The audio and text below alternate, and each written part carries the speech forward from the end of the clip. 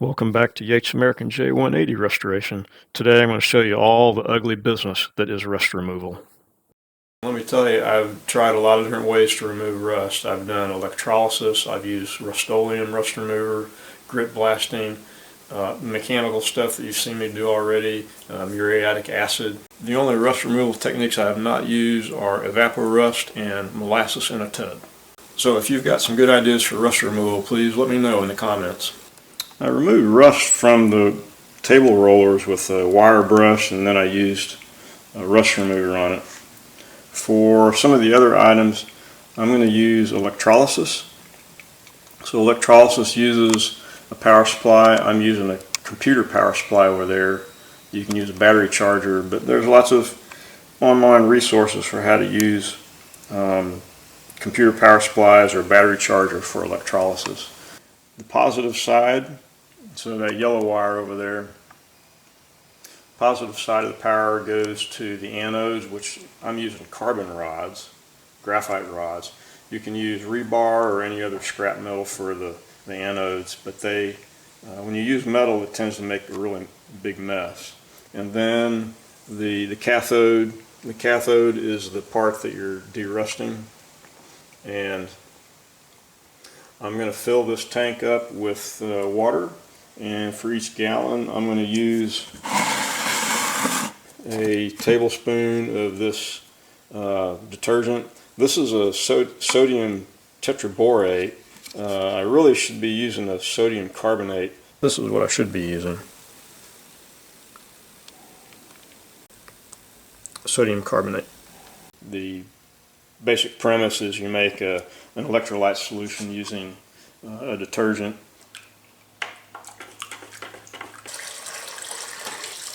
I have the power supply plugged in now. You can see a little bit of activity on the anodes. The cutter head and the driver rollers have been in here for about 24 hours now. I'll pull one of those rollers out and see how it looks here in a minute. Okay, it looks like it needs a little bit longer to go. These rollers have been in this electrolysis solution for 4 days now.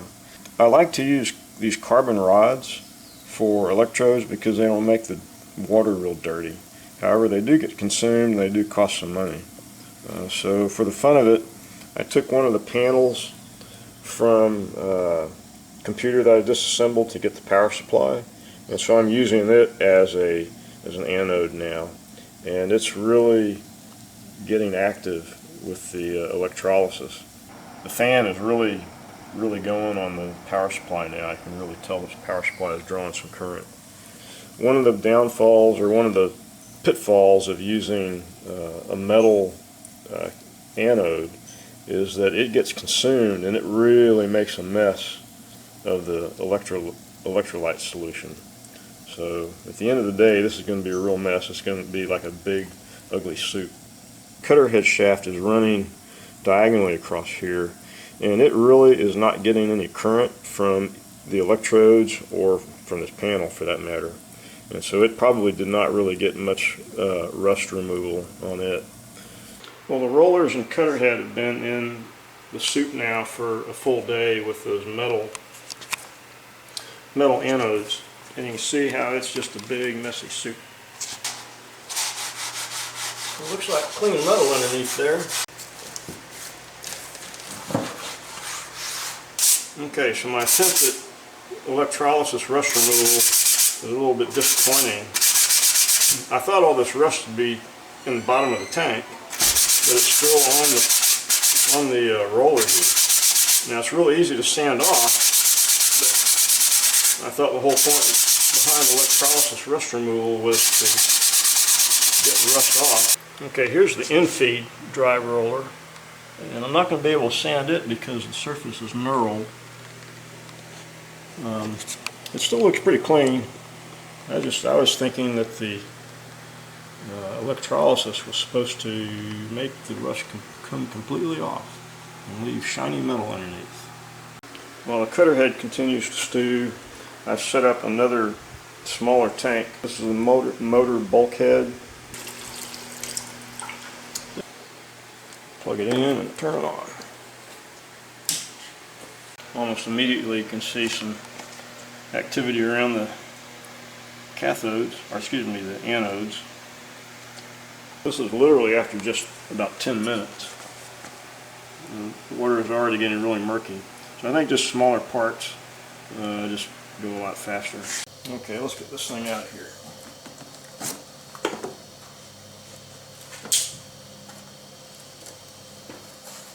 That's quite a mess.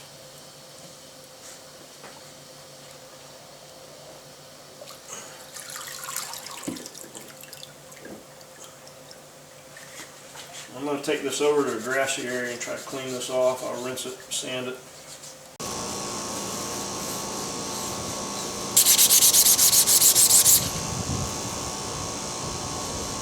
So this black stuff is actually sodium carbonate.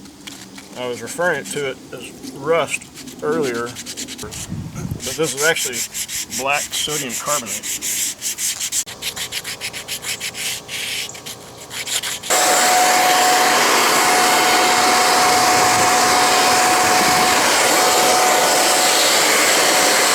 One thing that happens with electrolysis is this flash rust. Like as soon as you dry it off, it's already rusting a little bit. I'm just going to spray some fluid film all over it. I'm not going to shoot footage of every single thing I put through electrolysis. I want to at least show this motor mount. So that's removed the paint and everything, so that'll probably clean up pretty nicely.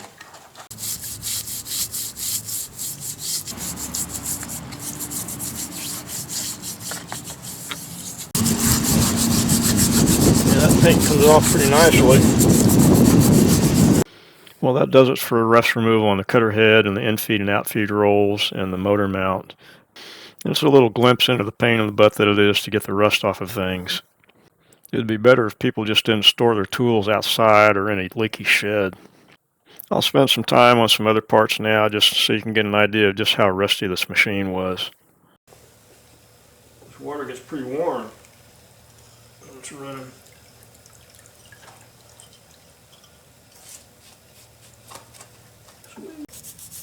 So this is that frame, and like all the paint and everything is coming off of this from the electrolysis, leaving pretty nice metal.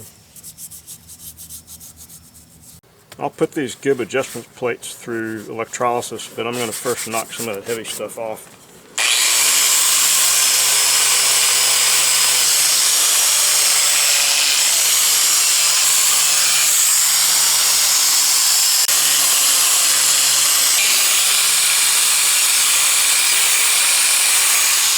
There are the gib plates that I was just wire brushing, all set up for electrolysis, and then that's the main pulley bracket down there.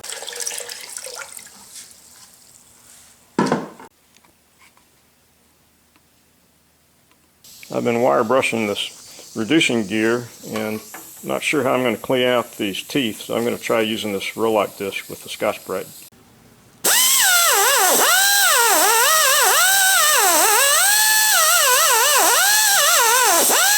Here are all the parts from the table lift mechanism. These gears and the big base screws, the lift screws, this cross shaft here. We'll clean those up next.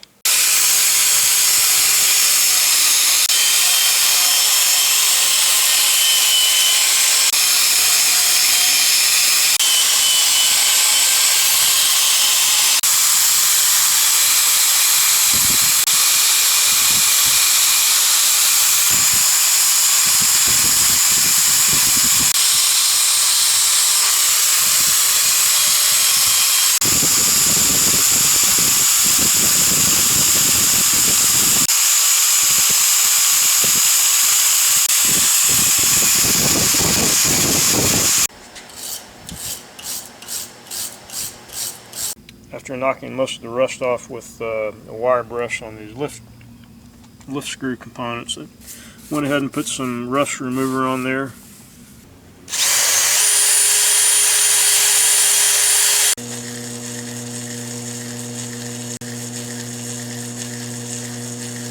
Here are all those parts for the table lift mechanism cleaned up now.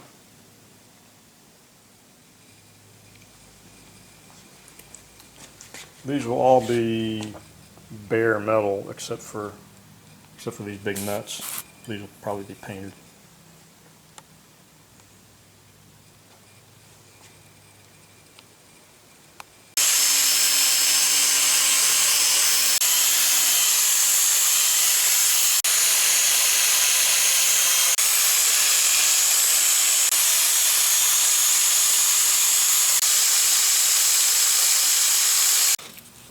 These are the knife gibbs from the planer, and then I've already got some of the fasteners and the knife gib bolts soaking in some rust remover.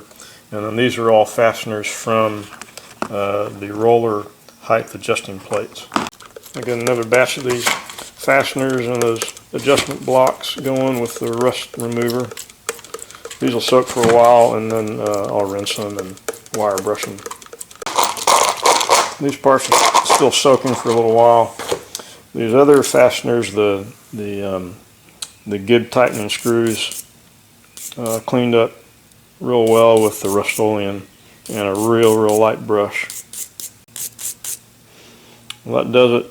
Wire brushing for 27 gib tightening screws, 6 blade height adjustment screws, and 4 table roller height adjustment screws. After some rust treatment and wire brushing, here are all the knife gib parts, screws and gibs, and then the table gib adjustment fasteners and blocks.